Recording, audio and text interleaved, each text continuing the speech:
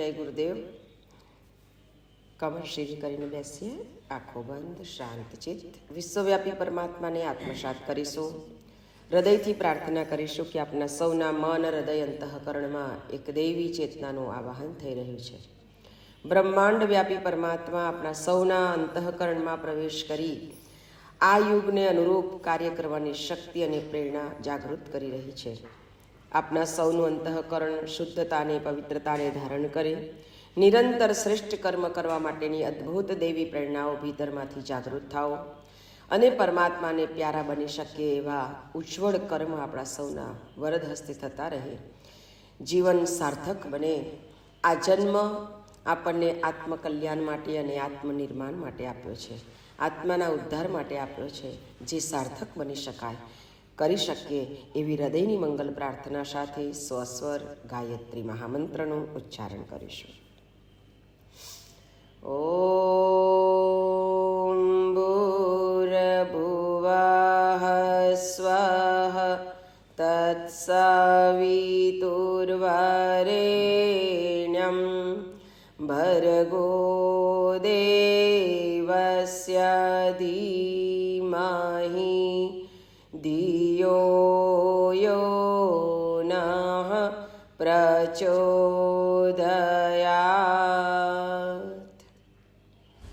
हरने को अज्ञान ज्ञान की ज्योति अखंड जलाई, भूपर लाने स्वर्ग योजना युग निर्माण बनाई. ज्ञान यज्ञ के लिए समर्पित जिनका जीवन सारा, वह सदगुरु श्री राम चरण में विनम्र प्रणाम हमारा. उन सदगुरु श्री राम चरण में विनम्र प्रणाम हमारा. या देवी सर्वभूतेषु शक्तिरूपेण संस्थिता, नमस्तस्यै नमस्तस्यै नमस्तस्यै नमो नमः नमस्तस्यै नमो नमः. પરમ પૂજ્ય ગુરુદેવ, પરમનીય માતાજી, આદ્યશક્તિ, વેદ માતા, દેવ માતા, વિશ્વ માતા, મા ગાયત્રીના પાવન સાનિધ્યમાં સંરક્ષણમાં ઉપસ્થિત તમામ વાલા પરિજન ભાઈ બહેનો, આપ સૌના અંતઃકરણમાં બિરાજમાન પરમ ચૈતન્ય સ્વરૂપ પરમાત્માને મારા કોટી કોટી પ્રણામ. ગુરુચરણમાં કોટી કોટી વંદના સાથે આજે સ્વાધ્યાયમાં આપણે ઉપસ્થિત બન્યા છે ત્યારે સ્વનું અધ્યયન કરતાં કરતાં આપણું જીવન કેવી રીતે આગળ વધી શકે, જીવનમાં કેમ કરીને જેને મેળવવા આવ્યા છે તે મેળવી શકાય, નથી મેળવી શકાતું તો એનું કારણ શું છે, એવા અનેક ઉલઝનોમાં ફસાયેલા જીવોને બચાવવા માટે ગુરુદેવે વિચાર ક્રાંતિ અભિયાન ચલાવ્યું. માણસ ભૂલી ગયો છે કે પોતે કોણ છે.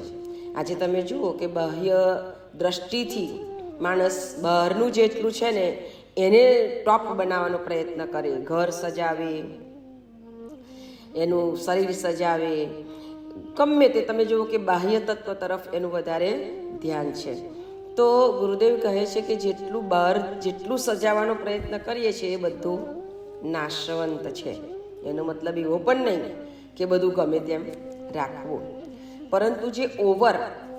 અમે અંકલેશ્વર કથામાં ગયેલા ત્યારે એક બેન એ કે હું તો સહેજે નવરી જ ના પડું. તમે કીધું તમે હું આખો દિવસ કામ કરો?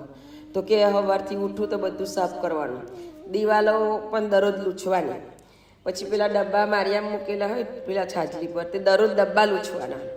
તો આ બધું બહારનું જ લૂછવામાં એનો ટાઈમ પૂરો થઈ જાય, એટલે અંદર કચરો ભરાતો જાય અને બહાર ચોખ્ખું થતું જાય.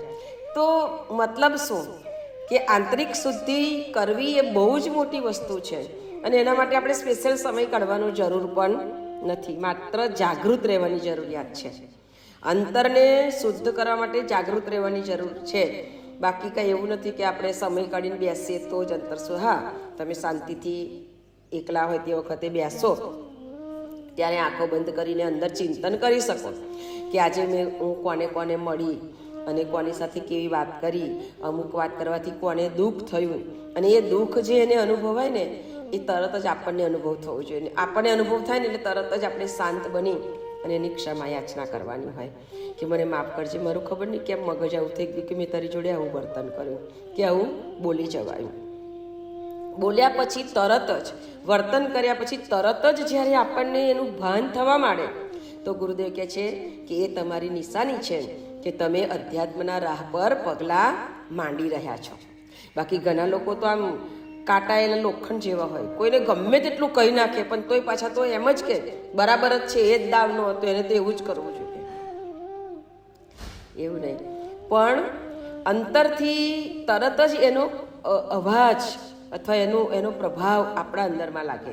જેવી રીતે ઠાકોર રામકૃષ્ણ પરમહંસને જ્યારે કોઈ જીવને કે કોઈને કોઈ મારતું હોય, કૂતરાને પણ કોઈ મારે ને તો એમને તરત અસર થઈ જતી હતી. આ જે વસ્તુ છે કે પર પીડા એ પોતાની પીડાને સમજી લેવી તો ખરી, અંદરથી તરત જ એના પ્રત્યે એક દુઃખ અને લાગણીની ભાવના અનુભવાય. તો ગુરુદેવ કહે છે કે આપણા જીવનમાં ખરેખર આ બધી વસ્તુઓને આપણે અંદર મહેસૂસ કરવાની છે, લાવવાની છે. તો એના માટે આપણે કલાક બેસવું પડે? ના બેસવું પડે, પણ હરતા ફરતા કામ કરતા જઈને પણ આ બધી વાતને સતત મનન કરવી પડે. આપણે નાના હતા ત્યારથી મામાને ઘેર રમવા જતા હતા, મામાને ઘેર રહેવા જતા હતા, ત્યારે આપણા લીધે કેટલાય જણને દુઃખ પડ્યું હશે, પડે જ ને. આપણે જઈએ એટલે આપણા માટે ખાવાની વ્યવસ્થા, સૂવાની વ્યવસ્થા, બધી જ વ્યવસ્થા કરવી પડે. તો આપણને તે વખતે નથી ખબર, પણ એ જે વ્યવસ્થા કરવા માટે એમને જે કષ્ટ પડ્યું, જ્યારે આપણને આવું ભાન થાય ત્યારે તો આપણે જરૂર એમના માટે પ્રાર્થના કરી શકીએ કે જેમને પણ મને આટલા ઉછેર કરવામાં સહયોગ કર્યો એ બધાય જીવોનું કલ્યાણ કરજો. અને આ રીતે જ્યારે આપણા માથાનો ભાર ઓછો થતો જશે તેમ જીવન ફ્રીલી થતું જશે. બધા કહે છે ને હજુ તો મારે આનું બધું બાકી છે, એમ કે હજુ મારું મકાન ફ્રી નથી થયું, અથવા મારો ધંધો ફ્રી નથી થયો, હજી તો મારે હપ્તા ચાલુ છે, હજી તો લોન ભરવાની છે. તો એ લોન ભરવાની બાકી હોય તે સુધી માથે ટેન્શન હોય કે ક્યારે ભરાશે. પણ જ્યારે લોન બધી પૂરી થઈ જાય, હપ્તા જ્યારે પૂરા થઈ જાય, આપણું મકાન ધંધો જે કંઈ હોય એ ફ્રી થઈ જાય તો આપણે કેટલા હાશકારો લઈએ. એવી જ રીતે આપણા જીવનની અંદર પણ કેટલાય બધાનું ઉધારી છે, એ બધામાંથી આપણે જ્યારે ફ્રી થઈ જઈએ ને તો આપણને અંદરથી હલકોપણાનો અનુભવ થાય, એકદમ હલકા હળવાનો અનુભવ થાય. નહીં તો એ બહુ અઘરી વસ્તુ છે. ગુરુદેવ કહે છે કે આ બધું કેમ આવે છે કે જે આપણને ખરેખર પુણ્ય તરફ લઈ જવાના બદલે આપણી અંદર ક્યાંક ને ક્યાંક અવરોધો કેમ આવે છે? તો કીધું છે કે અવરોધો આવવાનું કારણ એ છે કે આપણા જીવનની અંદર કેટલાક એવા ક્ષળરીપુ છે ને, કહેવાયું છે ને કે ક્ષળરીપુ જે છે ને એ આપણને અવરોધ કર્યા કરે. ગાયત્રી સપ્તસતીની અંદર કીધું છે કે મા જગદંબાએ કેટલા બધા અસુરોને માર્યા. તો એ અસુરોને માર્યા એટલે કયા? પેલા બહારવાળા નહીં, એ અસુરોને બિહામણા બતાવ્યા છે. કયા? તો કે અંદર જ વાળા અસુરોને મારવા માટે જ આપણે શક્તિની ઉપાસના કરવાની છે કે મારી અંદરના બધા અસુરો મરે. કામ, ક્રોધ, લોભ, મદ, મોહ, ઈર્ષા, રાગ, દ્વેષ. પહેલામાં પહેલું માણસને છે ને લોભ વળગે, અને આ લોભ વળગે ને લોભમાંથી મોહ જાગે, મોહમાંથી કામ જાગે, કામમાંથી પછી ક્રોધ જાગે, ને એના લીધે આખી જ એની પેઢીની પેઢી આપણી જોડે ચાલી આવે. એટલે ગુરુદેવે કીધું છે કે તમે મારું કામ કરશો ને તો પહેલામાં પહેલું વરદાન આત્મસંતોષ. પહેલું વરદાન આત્મસંતોષ થઈ જાય ને એટલે કોઈ બાબતમાં આપણા મનની અંદર હું આ લઈ લઉં, પેલું લઈ લઉં, આ બનાવી દઉં, પેલું બનાવી દઉં, બિલકુલ શાંતિ થઈ જાય. આપણને ક્યારેય એવું એટલે કે લોભ ના જાગે. લોભ એ એવી વસ્તુ છે કે માણસને નીચામાં નીચો ઉતારી દે. આ લોભના કારણે માણસ સાવ તળિયે બેસી જાય, એટલે કે એનું જે વ્યક્તિત્વ છે એકદમ નીચું જતું રહે અને લો કેટેગરીનું વ્યક્તિ બની જાય ને પછી એ બધેથી ધુતકારાતો હોય. અને લોભને કહેવાય છે કે લોભને થોભ હોતો નથી. એટલે તો આપણા દાદાઓ છે ને આપણને આપણી આરતી પ્રાર્થના જે કરતા હોય સાંજે, ત્યારે છેલ્લે આપણને બોલાવતા હતા, ઓ ઈશ્વર ભજીએ તને મોટું છે તુજ નામ, ગુણ તારા નિત ગાઈએ, થાય અમારા કામ. એમને એવું કીધું છે, હેત લાવી હસાવતું સદા રાખ દિલસા, ભૂલ કદી કરીએ અમે તો પ્રભુ કરજો માફ. પ્રભુ એટલું આપજો કુટુંબ પોષણ થાય, ભૂખ્યા કોઈ સુવે નહીં, સાધુ સંત સમાય. એવું નથી કીધું કે એક્ટરો સમય જાય, મોટા મોટા પૈસાવાળા અમારી ઘેર આવે તો સચવાઈ જાય. સાધુ સંત સમાય. હે સાધુતા અને સંત એ એનું વ્યક્તિત્વ આખો અલગ છે ને. સંત એ કહેવાથી કે બોલવાથી કે કપડાં પહેરવાથી નથી બનાતું. સંત એક અવસ્થા છે, એક સ્થિતિ છે જે માણસના ભીતરમાંથી પ્રગટ થાય છે. કપડાં પહેરવાથી નહીં કે કોઈ સંત કહી દે એટલે સંત ના થઈ જવાય. સંતની કેટલી બધી અંદરની ફિલિંગ્સ, અંદરની જે અવસ્થા છે એ કેટલી ઊંચી કક્ષા સુધી પહોંચે ને ત્યારે એ સંત બની શકે. સંત હૃદય નવનીત સમાના. સંતનું હૃદય સદાને માટે માખણ જેવું હોય. કોઈની પીડા જોવે ને પીગળી જાય, એનો તાપ સહન ના થાય. એ સંત એટલે કે આટલું જ આપજો, વધારે જરૂર નથી. પણ કહેવાયું છે કે જેને પાસે વધારે હોય ને તો એને લોભ વધારે લાગે. ગામમાં બહુ મોટા નગરમાં એક શેઠજી, બહુ જ સરસ એની ધમધોકાર પેઢી ચાલે, 7 માળની હવેલી, અને હવેલીની બહાર એટલું સરસ ઘટાદાર વૃક્ષ હતું વડલાનું. એક દિવસ એની ઘટાદાર વૃક્ષ, ગામ છે એટલે ગામમાં તો બધાય લોકો રહે, 18 વર્ણના લોકો રહેતા હોય. દરેક ગામની અંદર આ હોવું પણ જોઈએ. કુંભાર હોય, સુથાર હોય, લુહાર હોય, ધોબી હોય, હજામ હોય, બધા જાતના લોકોની જરૂર પડે. અને બધા જ લોકો જો ગામમાં રહેતા હોય તો એ ગામ સુખી થાય. કારણ કે એને પછી કોઈ પણ કરાવવા માટે બીજે ગામ જવું પડે નહીં. ગામનો પૈસો ગામમાં વપરાય એ બહુ જરૂરી છે. આજે શું થઈ ગયું છે કે તું કઈથી લાવી, આ તો બોમ્બેથી મંગાવ્યું, આ તો કલકત્તાથી લાયા, આ તો દિલ્હીથી લાયા, આ તો મદ્રાસથી લાયા. આપણા ગામને પોષણ અપાય એ પહેલું પ્રાયોરિટી આપણી એ હોવી જોઈએ કે આપણે જ્યાં રહીએ છીએ ત્યાંની જ વસ્તુ વાપરવાની. અમારે ગૌશાળા માટે, ગાયો માટે દાન લાવીએ ને તો ગઈકાલે એક પંજાબવાળી કંપનીના ભાઈ આવ્યા હતા કે અમે બના સરસ એમ કે દાન બનાવીએ છીએ, એની અંદર બહુ સારા સારા પૌષ્ટિક તત્વો મૂકેલા છે અને આમ છે તેમ છે. મેં કીધું કઈ આગળ છે તમારી કંપની? તો કે પંજાબમાં. મેં કીધું પણ હું તો એટલું વિચારું કે અમારા ગુજરાતમાંથી જ્યાં સુધી મળે ને ત્યાં સુધી બીજા સ્ટેટમાંથી અમે ના લાવીએ. આપણા નજીકની વ્યક્તિઓ જ એમાં પોસાવી જોઈએ, એક ભાવ હોવો જોઈએ. તો જે અપરાધો થઈ રહ્યા છે ને એ પણ ઓછા થશે. તો આવી રીતે 18 વર્ણના લોકો રહે ને એ બધાનું કામ સંભાળ્યા કરે. તો એક દિવસ એક ધોબી કપડાં ધોઈ, અને તે દિવસે કપડાં વધારે હતા એટલે એને થોડોક થાક પણ લાગ્યો, એટલે કપડાં ધોઈને ગધેડા ઉપર બધા કપડાં મૂકી અને નીકળ્યો. તો પેલી હવેલીની બાજુમાં જે સરસ વડલો હતો ને એના છાયામાં એને થયું કે હવે થોડીક વાર અહીંયા આરામ કરું પછી ઘરે જાઉં. ઘર થોડું એનું દૂર હતું એટલે આરામ કરવા બેઠો. ગધેડું બાંધ્યું અને પોતે થોડોક આડો પડ્યો. એટલામાં શેઠજી આવ્યા.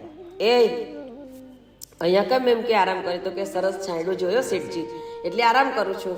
તો કે એવો કોઈ અમારા છાયાનો ઉપયોગ એવી રીતે ના કરાય એમ કે આ વડલો ઉછેરવામાં તો મને કેટલી બધી મહેનત લાગી છે અને પૈસા આપવા પડે તારે છાયામાં બેસાય એમ કે.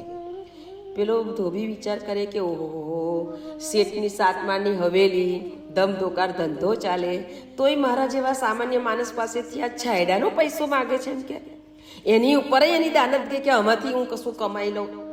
એટલે ધોબીએ કીધું કે શેઠજી તમારા કપડાં નથી ધોતો હું, તો પછી એટલી વાર થોડી વાર આરામ ના કરવા દેવાય? તો કે ના એમ કે તારે જો તું તો દરરોજ અહીંથી જાય એમ કે, પછી દરરોજ અહીંયા આરામ કરે તો મારા છાયડાનો ઉપયોગ તો તું કરે જ ને.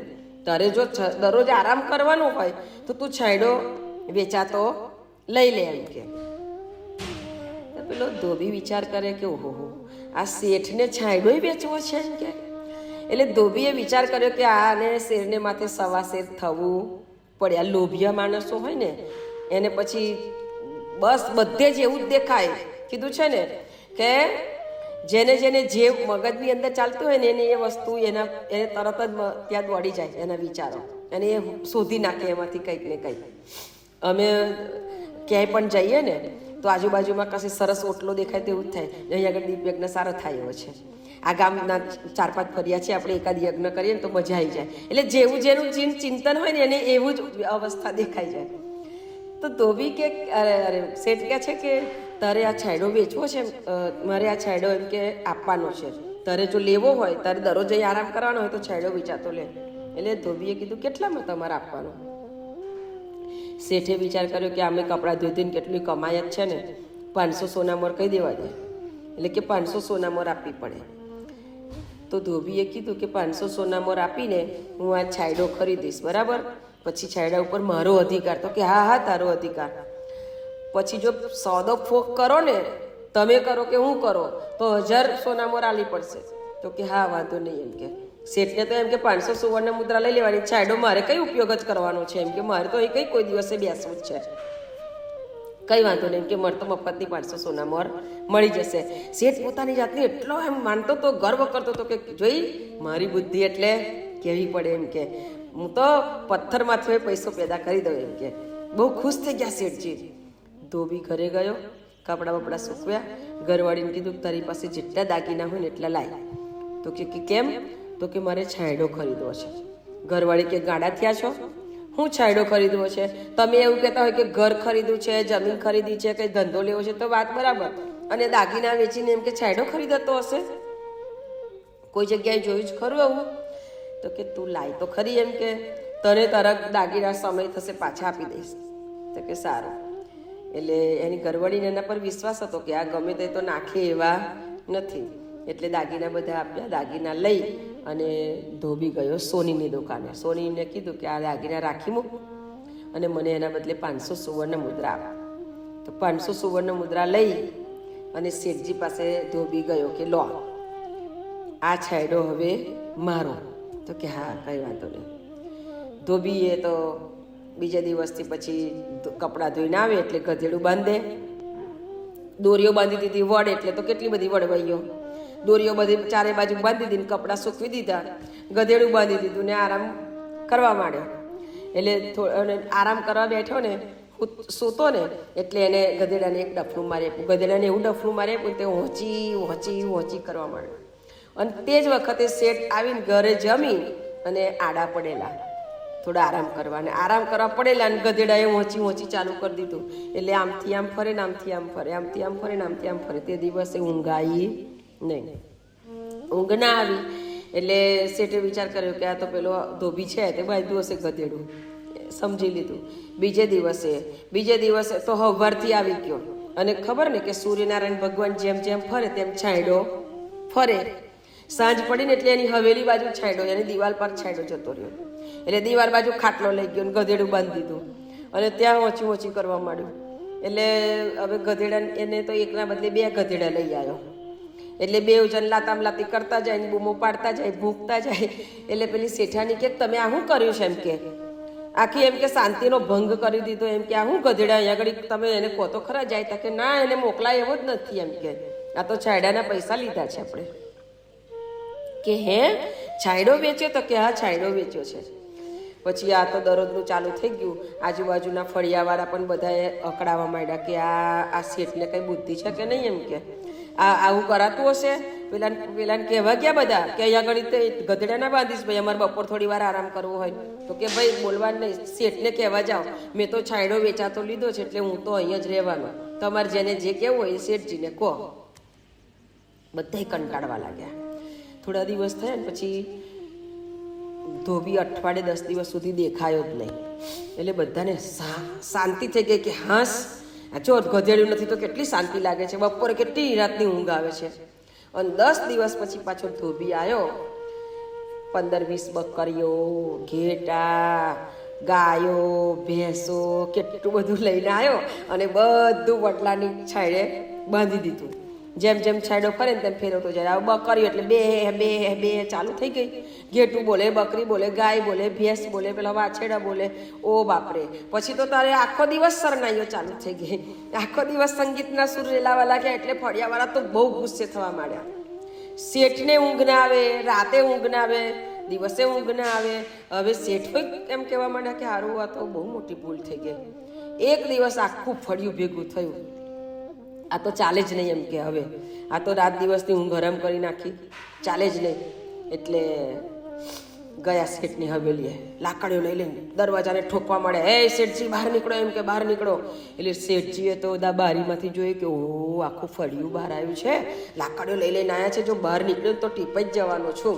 એટલે શેઠને તો ધોતી પહેર્યું તો કાચરી હોય છૂટવા મળીને એટલા બધા ધ્રુજવા મળ્યા શેઠાણી કે આવા કામ ના કર્યા હોય તો કે હવે તમે જાઓ, એમ કે મારાથી તો બહાર નહીં જવાય.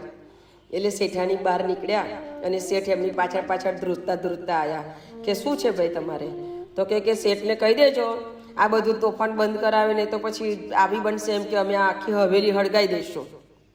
આ હવેલી સળગાવવાની વાત કરી એટલે શેઠાણી પણ ડરી ગયા. ના ના ના ચિંતા ના કરશો, એમ કે કાલે જ તમારે બધું શાંતિ થઈ જશે, એમ કે હું હમણાં શેઠજીને સમજાવું છું, જાઓ તમે શાંતિથી ઘેર જાઓ, કોઈ ચિંતા કરશો નહીં.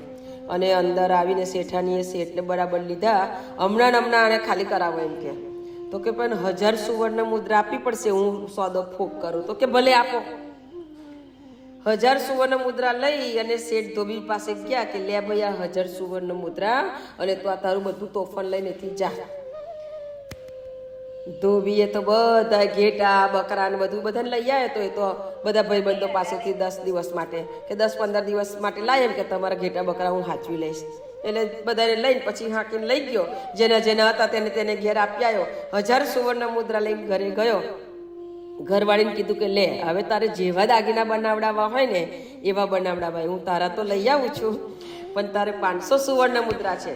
ધોબીને તો શાંતિ થઈ ગઈ અને શેઠને હવે ખાવાનું ભાવતું નહોતું.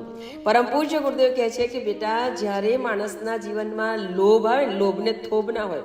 અતિ લોભ એ પાપનું મૂળ છે. કેટલાય બધા એના આખા ફળિયાના લોકોના મગજને એને હલાવી દીધા. તો એના અંદરથી એ શેઠના માટે કંઈક સારી ભાવના કરશે. અંદરથી તો કેટલો શેઠને કોસે કે આ નકામો છે, ફલાનું છે, ઢીકનું છે. એટલે કેટલા બધાના હૃદયની દુર્ભાવનાઓને શેઠે કમાણી કરી. કોઈ સારું કામ કર્યું હોય તો કોઈના હૃદયની સારી ભાવનાઓની કમાણી થાય, એક આશીર્વાદની કમાણી થાય. પણ ખોટું જ કરવા જોઈએ તો પછી બધાના હૃદયના ખોટા ભાવો આવે, આ દુર્ભાવનાઓ આવે તો દુર્ભાવનાઓ આપણા ભાગ્યને પણ ઉપર સપાટ કરી દે. એટલે કે ભાગ્યને પણ ઉપર તીલી લગાડી દે. આપણું ભાગ્ય ખુલતું હોય ને તો તેને પણ દરવાજો બંધ કરી દે. એટલે કીધું છે કે આપણે ખાલી બજારમાં નીકળ્યા હોય ને, આપણી ગાડી પણ પાર્ક કરી હોય ને, તો જો કોઈને નડે એવી પાર્ક કરી કે હમણાં જ આવું છું એમ કરીને, અને આપણે નીકળ્યા અને પેલાની ગાડી કાઢવાની થાય ને, જો આપણે ગાડી નડે એવી હોય તરત જ એના અંદરમાંથી બોલ આવવા માંડે કે ના દુર્ભાવનાના. આ દુર્ભાવનાના બોલ આપણે ગમે ત્યાં ગયા 5 મિનિટમાં આવું છે એમ કરીને, પણ આપણે એ 5 મિનિટની અંદર કેટલી બધી દુર્ભાવનાઓને કમાઈ લીધી. તો એ એક નાની બાબત છે. એમ કહું છું કે નાની સરખી બાબતો છે, એની અંદરથી પણ આપણે કેટલી બધી ખોટી જે નેગેટિવ એનર્જી છે એને આપણે આપણી અંદર લઈએ છીએ. તો એમાંથી બચવા માટે એટલે ગુરુદેવ કહે છે કે જાગૃત આત્મા બનો. જાગૃત આત્મા બનવાનો મતલબ એવો નથી કે આપણે માળા કરીએ, નિયમિત ઉઠી જઈએ, માળા કરીએ, યજ્ઞ કરી દઈએ, આ કરી દઈએ, તે કરી દઈએ, પીપળો પૂજી આવીએ, ઉમરા પૂજી રહીએ, ભગવાનની પાસે દીવો કરીએ, પનિયારે દીવો કરીએ, ઉમરે દીવો કરીએ. ઘણા બધા તો એટલું બધું કરે. એ બધી વસ્તુ એ ધાર્મિક હોવાની નિશાની છે, પણ અધ્યાત્મ જગતની અંદર પરમ પૂજ્ય ગુરુદેવ કહે છે કે બેટા, આપણા અંતઃકરણની અંદર નિરંતર પ્રતિપલ ક્યાંય હું ખોટો નથી થતો ને, ક્યાંય હું ખોટી નથી પડતી ને, ક્યાંય હું મારાથી ખોટું નથી થતું, એ સતત જાગૃતિ એ બહુ જરૂરી છે. અને આ જાગૃતિ જ્યારે વ્યક્તિના જીવનમાં આવી જાય છે ત્યારે વ્યક્તિ અનેક પ્રકારના પાપોમાંથી બચી જાય છે. એટલે કીધું છે કે આપણે આવું કરીએ તો પવિત્ર થવાય, આવું કરીએ તો પાવન થઈ જાય, આવું કરીએ તો પુણ્ય મળે. પુણ્ય મળવાનો મતલબ શું છે કે આપણે ખોટું કરતા અટકી જઈએ. આપણે માળા કરીએ તો પુણ્ય મળે એમ કે એટલે એટલો સમય ભગવાન પાસે બેસે તો બીજો કશો વિચાર આવે નહીં. વિચાર કદાચ બધા આવે પણ બીજું ખોટું કામ તો કરીએ નહીં. એટલી વાર બેસવાને કારણે આપણે બીજી કોઈ જગ્યાએ કોઈને નડતરરૂપ થવાના નથી. એટલે એને લીધે આપણને પુણ્ય મળવાનું છે. ભગવાનનું નામ સ્મરણ કરીશું, ભગવાનના નામનો મહિમા કેટલો ઊંચો છે એનું સ્મરણ કરીશું, તો એ સ્મરણને કારણે ધીરે ધીરે સતત સ્મરણ કરવાથી આપણા રોમની અંદર એનો ગુંજકાર થવા લાગશે. તો આ રીતે પરમ પૂજ્ય ગુરુદેવ કહે છે કે તમામ પ્રકારના ક્ષળ રીપુથી આપણે બચીએ સતત મનને જાગૃત રાખીએ તો અનેક પ્રકારના અવરોધોથી આપણું જીવન બચી જશે, અનેક પ્રકારના દુઃખોથી, કષ્ટોથી આપણે આપણી જાતને રોકી શકીશું. તો આ જીવનમાં આપણે બધા આનંદ મેળવવા આવ્યા છે અને આપણે આનંદ સ્વરૂપ છીએ, આપણે શાંત સ્વરૂપ છીએ, આનંદ સ્વરૂપ છીએ, ચિદાનંદ સ્વરૂપ છીએ, સચ્ચિદાનંદ સ્વરૂપ છીએ. તો એ સ્વરૂપને આપણે જાણવા માટે આપણે જાગૃત રહેવું પડશે. હાથને વાગે તો હાથને વાગ્યું છે, પણ એનો અનુભવ આપણી અંદર આત્મા છે એટલે થાય છે કે હા અહીંયા વાગ્યું, પેલે વાગ્યું. એનો અનુભવ ત્યારે થાય કે જ્યારે એની અંદર આત્મા હોય છે. તો એ આત્મા આપણા શરીરની અંદર છે એનું પ્રમાણ છે કે આપણને કશું પણ વાગે તો એનો આભાસ થાય. બાકી મળદાની અંદર પ્રાણ નથી હોતા, આત્મા નથી હોતો, એને ગમે તેટલું મારો તો એ કશું બોલવાનું છે, એને અનુભવ જ નથી થવાનો. એ આપણને અનુભવ થાય છે, એનું કારણ છે, પ્રમાણ છે કે આપણી અંદર આત્મા છે, આપણે જીવિત છીએ, પેલો મૃત છે. તો એ જે તત્વ છે, એ જે પરમ તત્વ છે, એ પરમ તત્વ છીએ આપણે, નહીં કે શરીર. આ ભાવ જ્યારે આપણે કેળવી લઈશું તો આ બધા લોભ, મોહ, માયા, મમતા, કામ, ક્રોધ આ બધામાંથી આપણે ધીરે ધીરે બચી શકીશું. હજી સમય એવો આવે તો ગુસ્સો આવી જાય, પણ તરત કંટ્રોલ. કેમ? જાગૃત આત્મા, જાગૃત બનવાનું રહેવાનું, જાગૃત રહેવાનું કે ના ના ના આ ખોટી વસ્તુ છે. અને અમુક વખતે હવે બાળકો હોય તો એને ગુસ્સે થઈને ઘણી વાર કહેવું જ પડે. એ કેવું છે કે ક્ષણિક પ્રસંગોપાત આપણે એને સમજાવવા માટે થઈને એ રીતે બોલવું પડે છે કે કહેવું પડે છે. એ આપણને અસ્ત ના કરે, પણ ઘણા લોકોને જોવો ને તો 24 કલાક આ ચઢેલું જ હોય, એની જોડે કોઈ વાત કરવા જાય તો ડરતું જાય. તો એ જે અવસ્થાઓ છે એને શાંત કરવી બહુ જરૂરી છે. અને એ શાંત ત્યારે જ થાય જ્યારે અધ્યાત્મને આપણા જીવનમાં સ્થાન આપીએ. તો પરમ પૂજ્ય ગુરુદેવના આ વિચારોને આપણે આત્મસાત કરીએ, આપણા આત્માને આત્મજાગૃતિ આપણે કેળવી લઈએ અને આત્માના કલ્યાણ તરફ આપણો રાહ નિરંતર ગતિશીલ બને એવી હૃદયની મંગલમય પ્રાર્થના સાથે સૌના જીવનમાં એવી અવસ્થાઓ જાગૃત રહે એ મંગલ ભાવના સાથે આજના વાણી પુષ્પને સદગુરુ ચરણમાં અર્પણ કરું છું. સૌને જય ગુરુદેવ.